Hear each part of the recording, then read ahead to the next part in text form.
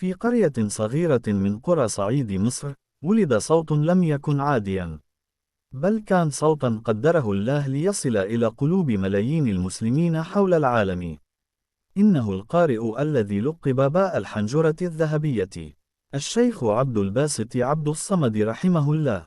ولد عام 1927 بقرية المراعزة بمحافظة الأقصر، ونشأ في بيت امتلأ بحب القرآن الكريم، فحفظ كتاب الله صغيرا، وتعلموا أحكام التلاوة والقراءات حتى أصبح حديث الناس في صعيد مصر كله. لكن اللحظة الفاصلة في حياته كانت عام 1905، عندما قرأ القرآن لأول مرة في مسجد الإمام الشافعي بالقاهرة، فانطلقت شهرته من هناك إلى أنحاء مصر، ثم إلى العالم الإسلامي كله. وفي عام 1951 أصبح قارئا رسميا بالإذاعة المصرية، ليبدأ صوته رحلة خالدة عبر الأثير تدخل كل بيت مسلم.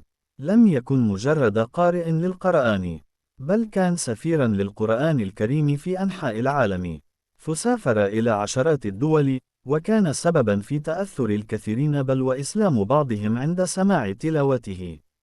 تميز صوته بالقوة والنقاء وطول النفس والخشوع المؤثر، حتى صار مدرسة يتعلم منها القراء إلى يومنا هذا.